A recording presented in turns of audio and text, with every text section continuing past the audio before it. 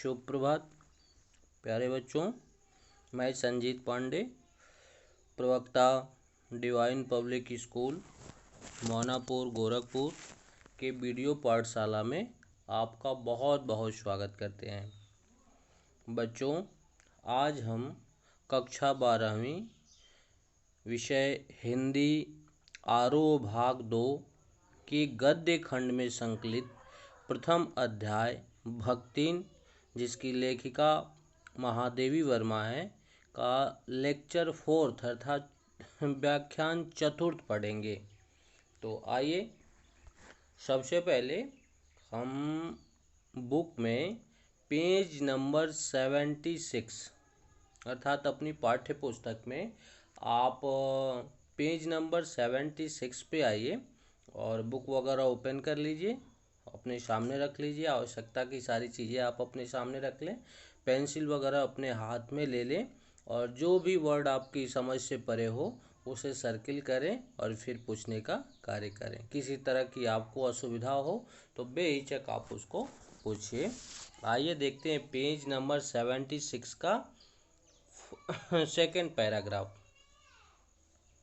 गए दिनों में हमने देखा था कि लेखिका कहती हैं, अर्थात अपने थर्ड लेक्चर में हमने देखा था कि लेखिका भक्तिन के अर्थात महादेवी जी भक्तिन के स्वरूप से अवगत कराते हुए उसके गुणों की महत्ता की बात करती हैं और उसमें ये बताने का कार्य करती हैं कि एक चीज़ अर्थात मैं पूरी तरह भक्तिन दो चीज़ें देखने को मिलती है कि भक्तिन ग्रामीण परिवेश की होती है और लेखिका अर्थात महादेवी जी शहरी परिवेश की होती हैं। लेकिन भक्तिन का इतना असर होता है कि वह शहर की एक जीवन शैली भी नहीं अपना पाती है और महादेवी जी पूरी तरह से देहातीन हो जाती हैं और उसकी सारी एक एक शैलियाँ अपना लेती हैं।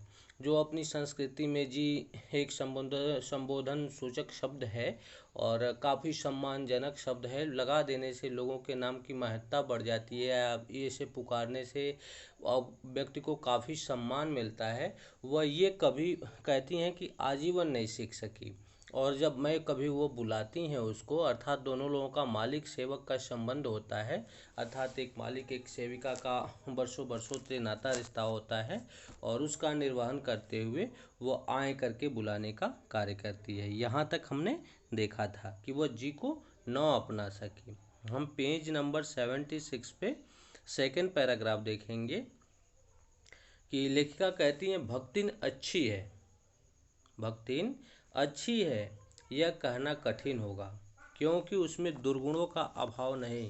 कहती हैं अगर हम बस भक्तिन की तारीफ करें और भक्तिन के सारे गुणवत्ताओं को अगर हम बताने का कार्य करें और आपको उससे अवगत कराएं तो हम यही बता पाएंगे कि भक्तिन अच्छी है, लेकिन उसके अच्छाई के साथ साथ उसके अंदर ढेर सारी बुराइयां भी है, ढेर सारे दुर्गुण भी हैं। गुण तो है उसके पास, लेकिन उसके गुणों के साथ साथ उसके पास दुर्गुणों का भी अभाव नहीं, अर्थात कमी नहीं है।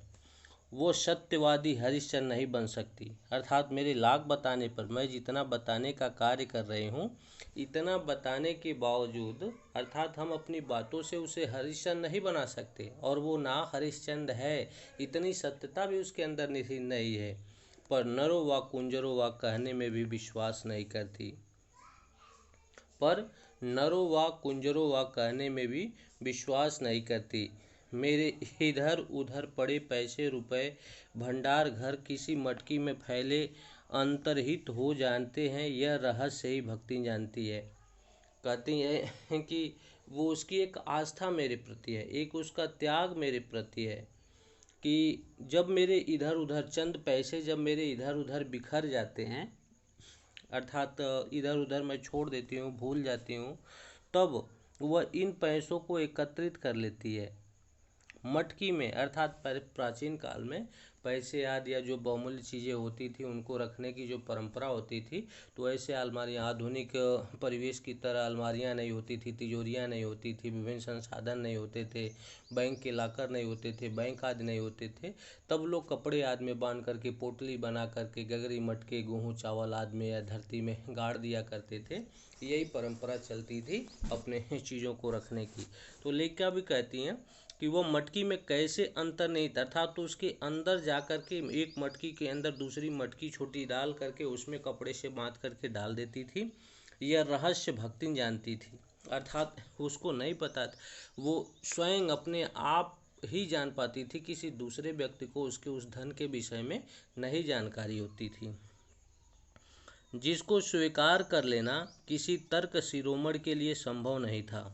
कहते हैं कि जिसको कोई स्वीकार कर ले ऐसा कोई तर्क शिरोमणि नहीं है। यह उसका अपना घर ठहरा, पैसा रुपया जो इधर उधर पड़ा देखा संभाल कर रख लिया। भक्तिन का अब उस घर पे वो अपना एकाधिकार समझती थी, अर्थात तो उसके मानना ऐसा था कि ये हमारा अपना घर है और यहाँ की हर एक वस्तु हमारी है। वो कभी इस तरीके से अर्थात द्वेष की भाव से या कभी नौकर के भाव से नहीं देखती है, अपने आप को उस घर का सदस्य मान करके हर एक वस्तुओं को सजाने का कार्य करती है। यह एक चोरी है। उसके जीवन का परम कर्तव्य मुझे प्रसन्न रखना है, जिस बात से मुझे क्रोध आ सकता है। कहते उसके जीवन का परम कर्तव्य वो अपना एक लक्ष्य बना चुकी है कि अपनी मालकिन को मैं आजीवन प्रसन्न रखूंगी, कभी कोई दुख नहीं दूंगी, ना कभी इनको कोई दुख आने दूंगी। अगर ईश्वर के द्वारा कोई ऐसी शक्ति होगी कि उस दुख को एक दूसरे में स्थानांतरित किया जाता हो, ट्रांसफ़र किया जाता हो, तो मैं स्वयं अपने आप को उस दुख से पीड़ित हो जाऊंगी, लेकिन अपनी मालकिन को कभी ऐसा नहीं होने दूंगी। उसे बदल कर इधर उधर करके बताना क्या झूठ है। इतनी चोरी और इतना झूठ तो धर्मराज महाराज में भी नहीं होगा। कहती हैं कि इस तरह से हमारे ही पैसे हम ही से छुपा करके रख लेना और इस तरीके की गलीले देना, इस तरह से विभिन्न तरीके की बात बताना, तो धर्मराज अर्थात जो न्याय करने वाला है उसके पास भी इस तरह के तर्क नहीं होंगे। नहीं तो वे भगवान जी को कैसे प्रसन्न रख सकते और संसार को कैसे चला सकते। नहीं, अगर इतना होता तो फिर ईश्वर इतनी प्रसन्नता नहीं पाता और वो स्वर्ग लोक में भी विभिन्नताएं देखने को मिलती है, अर्थात दैव लोक जो है वहाँ भी विभिन्नताएं देखने को मिलती। शास्त्र का प्रश्न भी भक्तिन अपनी सुविधा के अनुसार सुलझा लेती है। कहती हैं लेखिका कि शास्त्रों के अर्थात जो वेद पुराण रामायण भगवत गीता आदि आदि जो वेद पुराण हैं, जो अपने विभिन्न महाकाव्य हैं, ऐसी जो अपनी पारंपरिक बहुत प्राचीन पुस्तकें हैं जो हमारे जीवन की आधार हैं और आदर्श हैं, हमारी संस्कृति की आधारशिला हैं, उनके अपने कुछ ऐसे प्रश्न होते हैं जो जनजीवन में व्याप्त होते हैं, लोगों द्वारा उक्तियाँ कही जाती हैं, उनको भी वो अपने तौर तरीके से सुलझा लेती है। एक अक्षर भी नहीं पढ़ी होती है लेकिन इसमें बहुत पारंगत होती है। मुझे स्त्रियों का सिर घुटाना अच्छा नहीं लगता, अर्थात लेखिका कहती हैं कि कोई स्त्रियां अपना सर मुड़ा ले अर्थात बार अपने सर पे न रखे, ये मुझे कदाप पसंद नहीं है। अतः मैंने भक्तिन को रोका, अर्थात ऐसा करने से वो अपना सिर मुड़ा रही थी, तब मैंने उसे रोका। उसने अकुंठित भाव से उत्तर दिया कि शास्त्र में लिखा है, कौतूहलवश मैं पूछ ही बैठी, क्या लिखा है। अर्थात उसने उत्तर दिया कि शास्त्रों में ऐसा लिखा हुआ है। तब लेखिका को थोड़ी जिज्ञासा बढ़ी कि अरे भक्तिन पढ़ने लिखने की बात करती है, शास्त्रों की बात करती है। तब उन्होंने कौतूहल अर्थात जानने की इच्छा बस कि भक्तिन को शास्त्रों का भी ज्ञान है या नहीं, लेखिका ने पूछ बैठा कि क्या लिखा है। तो तुरंत उत्तर मिला, तीर्थ गए मुड़ाए सिद्ध, अर्थात जो तीर्थ यात्रा को जाते हैं वो अपना सर मुड़ा लेते हैं। कौन से शास्त्र का ये रहस्य सूत्र है, यह जान लेना मेरे लिए संभव नहीं था। अर्थात ये किस शास्त्र में ऐसा लिखा हुआ है कि सर आदि मुड़ा, तीर्थ जाने से सर मुड़ाने से पवित्रता होती है, हम पवित्र होते हैं, हम ईश्वरीय गुण हमारे अंदर आ जाते हैं आदि आदि। ये किस शास्त्र में ऐसा वर्णित है हम नहीं जान पाए। शायद भक्तिन को भी ये न पता हो, लेकिन लोगों से उसने ऐसा सुना था इसलिए ऐसा कहा। अतः मैं हार कर मौन हो रही थी और भक्तिन का चूड़ा कर्म हर बृहस्पतिवार को एक दरिद्र नापित के गंगा जल से धुले उस्तरे द्वारा यथाविधि निष्पन्न होता रहा। और कहती हैं हर बृहस्पतिवार को मैं हार कर कर के मौन रही। मैं थक हार कर कर के बैठ गई और सारी चीज़ें एक्टिविटियाँ जो घटित होती थी, जो क्रियाकलाप भक्तिन द्वारा होता था, वो मैं अपने आँखों से देखती थी कि हर बृहस्पतिवार को वह नाई को बुलाती थी और उसके द्वारा गंगा जल से अपने सर को धोती थी और फिर यथाविध जो विधि विधान होते हैं उसके साथ अपने सर को मुड़ा लेती थी। पर वह मूर्ख है या विद्या बुद्धि का महत्व नहीं जानती। लेकिन लेखिका कहती है कि वह मूर्खतावश ऐसा करती है या विद्या बुद्धि का महत्व उसे नहीं है, ये मेरे से परे है। यह कहना असत्य कहना होगा, अर्थात उसे ऐसा कहें कि वह मूर्खतावश ऐसा करती है, बुद्धि विवेक के का कमी होने के कारण ऐसा करती है, तो ये असत्य होगा, ऐसा नहीं है। अपने विद्या के अभाव को वह मेरी पढ़ाई लिखाई पर अभिमान करके भर लेती है, अर्थात जो उसके पास अविद्या है, अर्थात जो पढ़ी लिखी नहीं है, विद्या का जो अभाव है, जो कमी उसके पास होती है, वो अपने मालकिन अर्थात भक्तिन के पढ़ी लिखी होने का गर्व महसूस कर करके अपने आप को उस कैटेगरी में रख लेती है जहाँ भक्तिन का स्टैंडर्ड है, जहाँ उनका लेवल है, जिनका हाँ अपना अस्तित्व है, वो उनसे अपने आप को जोड़ लेती है कि बल्कि मलकिन मेरी हैं और मैं मलकिन की हूँ और जो मलकिन है वो मैं हूँ। कभी उसने ऐसा देखा ही नहीं कि मैं पढ़ी लिखी नहीं हूँ। एक बार जब मैंने सब काम करने वालों से अंगूठे के निशान के स्थान में हस्ताक्षर लेने का नियम बनाया, तब भक्तिन बड़ी कष्ट में पड़ गई थी। भक्तिन कहती हैं कि एक बार मेरे मन में ऐसा ख्याल आया कि क्यों ना हम अपने घर के सदस्य, जो माली हैं, जो नौकर हैं, जो धाई पोछा करने वाले लोग हैं, जो अन्य ऐसे छोटे मोटे जो कार्य करने वाले, घर गृहस्थी के कार्य करने वाले, जो परिवार में 2 4 5 लोग पाए जाते थे, मैं उन समस्त लोगों का आज से अंगूठे का निशान नहीं लूँगी। मैं उनको हस्ताक्षर अर्थात सिग्नेचर करना सिखाऊंगी। आज से वो अपना नाम लिख सकेंगे। ऐसा कर कर के मैंने सबके पास मैसेज भिजवा दिया, संदेश दे दिया। इसको सुन कर के भक्तिन बहुत कष्ट में पड़ गई, क्योंकि एक तो उसने पढ़ने की मुसीबत नहीं उठाई जा सकती, दूसरे सब गाड़ीवान दाइयों के साथ बैठकर पढ़ना उसकी वयोवृद्धा का कहती हैं। एक तो ये पढ़ाई लिखाई अब उसके से बहुत मुसीबत प्रतीत होती, और दूसरे ये चीज़ देखने को मिलती है कि अपने ही समकक्ष के लोगों के साथ अर्थात जो उससे श्रेष्ठ है, अर्थात अन्य जो दाइयाँ हैं उनके साथ बैठ कर करके और उसे पढ़ना अपनी उम्र के विपरीत, वयोवृद्ध अर्थात उम्र के विपरीत प्रतीत होता है। उसे जरा सा भी ऐसा अच्छा नहीं लगता है, अपमान था। अतः उसने कहना आरंभ किया कि हमारे मालकिन तो रात दिन की तबीयत माँ गड़ी रहती हैं, अब हमहू पढ़े लागब तो घर गृहस्थी कौन देखी सुनी। अब उसने एक तर्क ढूंढा, एक बहाना ढूंढा कि हमारी मालकिन जो है वो रात दिन पुस्तकों में ही रहती हैं, कभी कुछ लिखती हैं, कभी कुछ पढ़ती हैं। ऐसे उनका कब सुबह कब रात कब ढेर अर्थात आधी रात हो जाती है और कब सुबह हो जाता है, कब दिन हो जाता, कुछ आभासी उनको नहीं होता। वह तो पुस्तकों में ही तल्लीन रहती हैं। अब हम भी वैसे ही अगर हो जाएं, हम भी वैसे ही पढ़ने लगें, तो घर गृहस्थी कौन देखेगा, खाना पानी कौन बनाएगा, झाड़ू पोछा कौन करेगा, घर को कौन देखेगा, जो लोग घर पे आते हैं उनका मान सम्मान कौन करेगा, आदि आदि का तर्क देती है। पढ़ाने वाले और पढ़ने वाले दोनों पर इस तरह का ऐसा प्रभाव पड़ा कि भक्ति ने इंस्पेक्टर के समान क्लास में घूम घूम कर किसी के आ ई की बनावट, किसी के हाथ की मंथरता, किसी की बुद्धि की मंदता पर टीका टिप्पणी करने का अधिकार पा गई।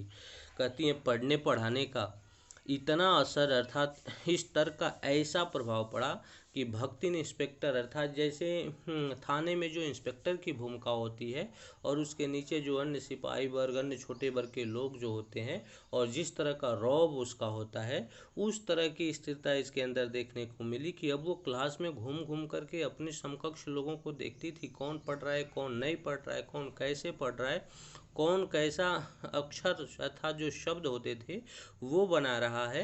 एक एक चीज़ों का परीक्षण करती थी। जैसे क्लास में शिक्षक देखता है अपने बच्चों को, वैसे भक्तिन देखने का कार्य करने लगी। किसी की बुद्धि की अर्थात किसकी बुद्धि अत्यधिक है, किसकी बुद्धि कम है, अब वो टीका टिप्पणी व्यंग करने लगी सबके ऊपर। उसे कोई अंगूठा निशानी देकर वेतन लेना नहीं होता उसे, अर्थात आज तक भक्तिन को कभी अंगूठा लगा करके वेतन नहीं मिला था। इसी से बिना पढ़े ही वह पढ़ने वालों के गुरु बन बैठी, अर्थात इसलिए उसे अपने आप पर गुमान था, गर्व था, और वह उनका गुरु बन करके बैठी हुई थी। वो अपने तर्क ही नहीं, तर्कहीनता के लिए भी प्रमाण खोज लेने में पड़ थी, अर्थात जो वो तर्क शब्द देती थी, जो बात कहती थी, उसका कटाक्ष उसके पास होता था। कोई उससे कुछ अगर उस संदर्भ में पूछ देता था, तब वो उसे बहुत अच्छे तरीके से एक्सप्लेन, अर्थात उसका व्याख्या करती थी कि लोगों को विश्वास हो जाता था।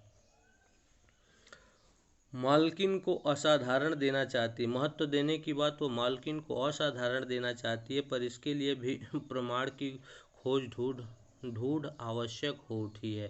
कहती है अपना सर्वोत्तम जो कुछ उसके पास है, अपना सबसे सर्वोत्तम मालकिन को देना चाहती है, उसमें किसी तरह की कोई कमी नहीं रखना चाहती।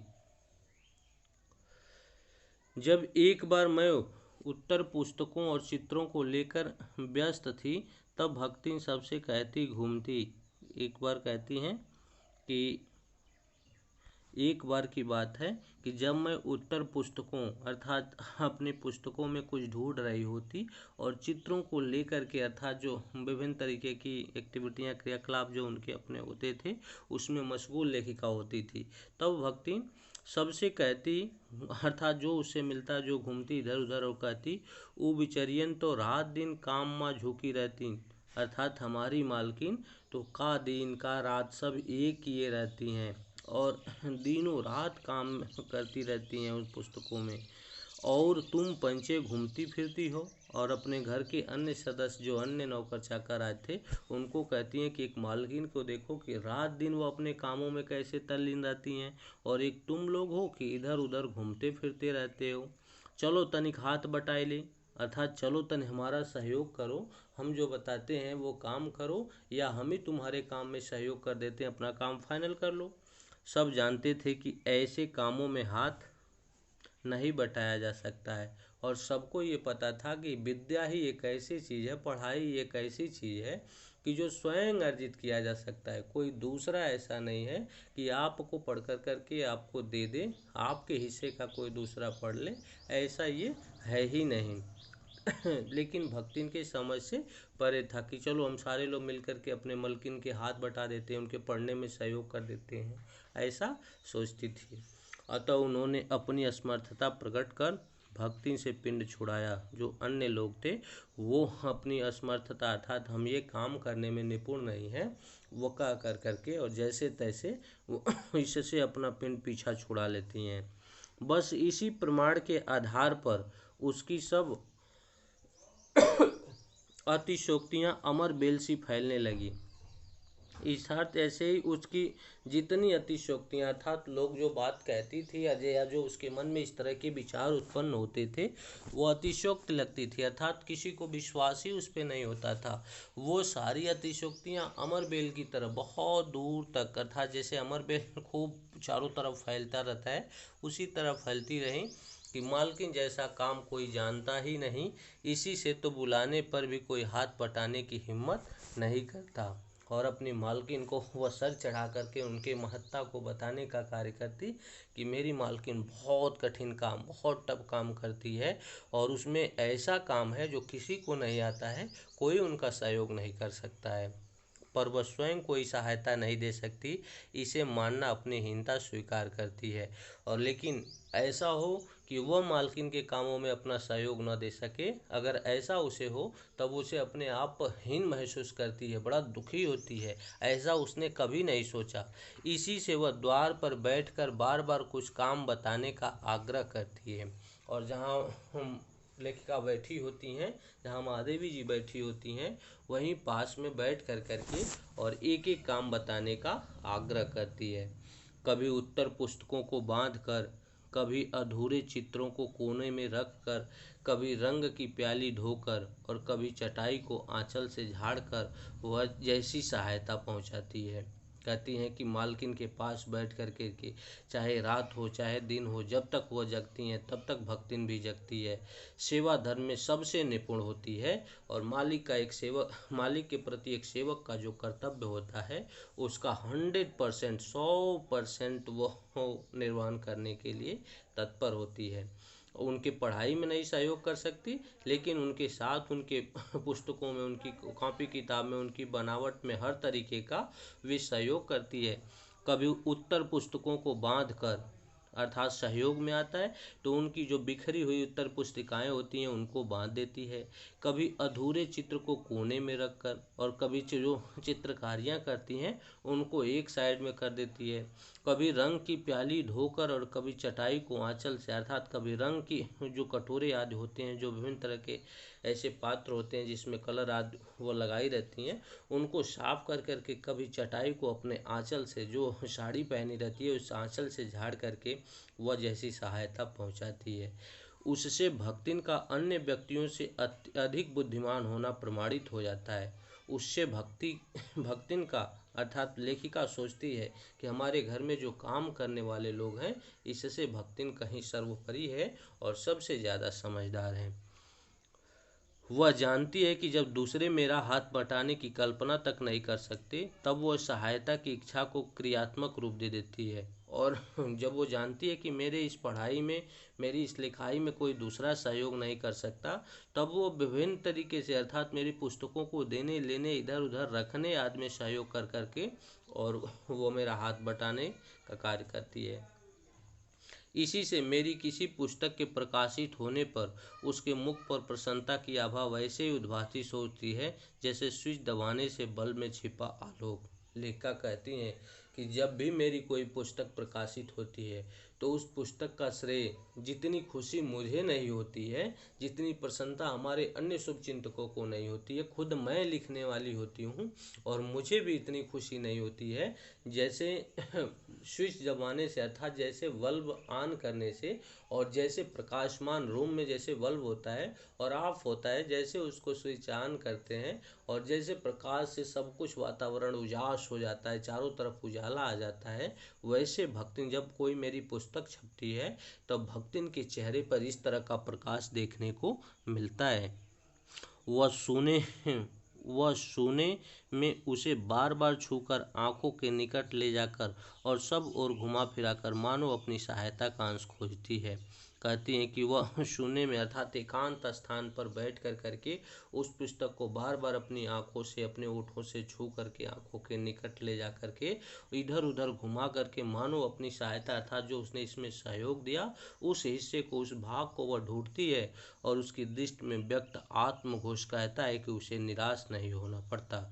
और अंत में कहती है कि जो मेरी मालकिन अर्थात मालकिन का कर्म जो होता है वो भक्तिन स्वयं अपने आश्रय लेती है कि भक्ति मालकिन का कर्म मेरा कर्म है और मेरा कर्म मालकिन का कर्म है, और वो उसके प्रकाशित होने का जो श्रेय होता है वो उसे आनंदित होती है। यह स्वाभाविक भी है। किसी चित्र को पूरा करने में व्यस्त मैं जब बार बार कहने पर भी भोजन के लिए नहीं उठती तब वह कभी दही का शरबत, कभी तुलसी की चाय वहीं देकर भूख का कष्ट नहीं सहने देती।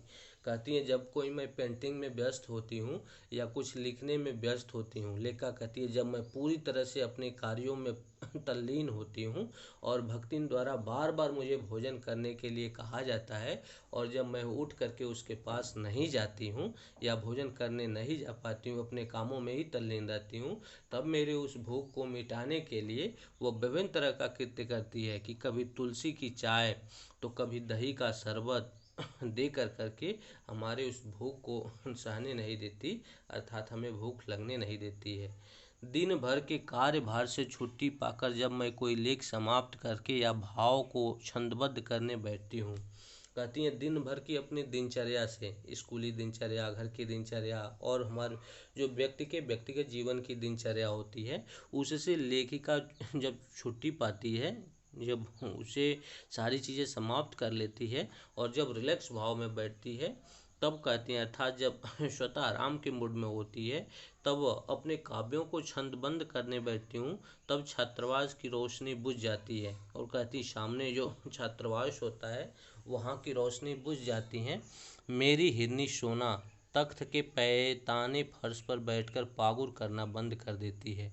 और इनके पास जैसा मेरा परिवार नाम से इन्होंने एक रेखा चित्र लिखा है, और उसमें कई सारे इनके व्यक्तिगत अपने जानवर होते हैं। गिल्लू होता है, अर्थात गिलहरी को, कुत्ते को, बिल्ली को ये अपना परिवार का सदस्य मानती हैं और उन पर लेख लिखने का कार्य करती हैं। तो एक हिरनी होती है जिसका नाम इन्होंने सोना रखा था। कहती हैं वो पैताने फर्श पर बैठकर पागुर करना बंद कर देती है। जैसे जानवर अपने मुख को चलाने का, आपके घर में गाय भैंस होगी तो आपने देखा होगा कि जब वो बैठते हैं तो अपने मुख को चलाते रहते हैं, तो वो पागुर अर्थात अपने भोजन को पचाते हैं, ऐसा माना जाता है।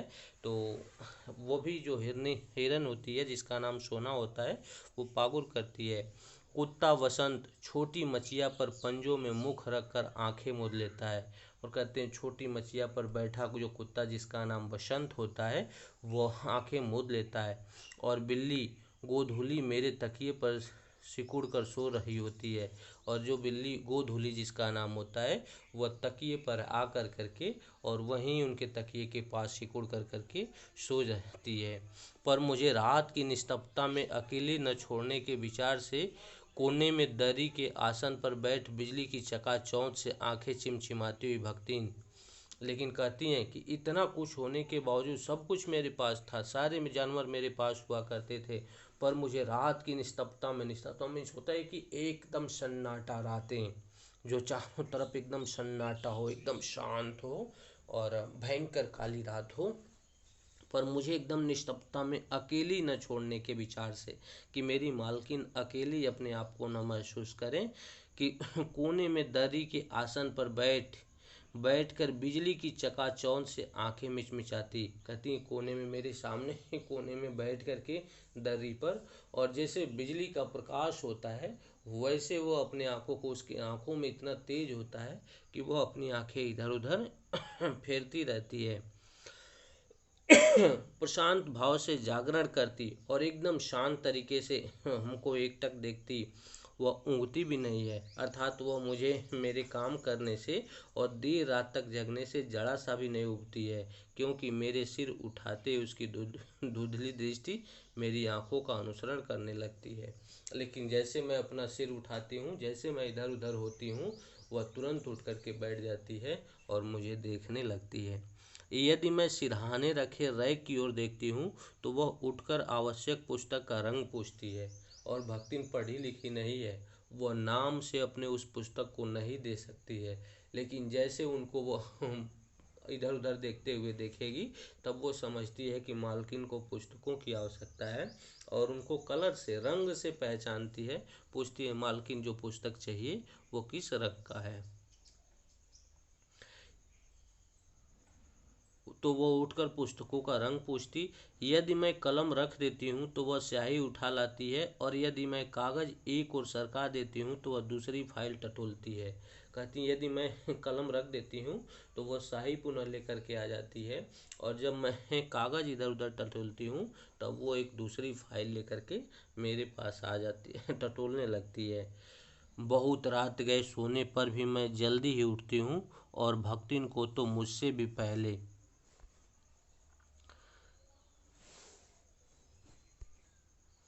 धन्यवाद। अगले लेक्चर में देखेंगे। तब तक के लिए आप लोगों को बहुत बहुत धन्यवाद। अगला पंचम लेक्चर में अर्थात लेक्चर 5 देखेंगे और उसमें इस पार्ट को समाप्त कर देंगे। तब तक के लिए धन्यवाद।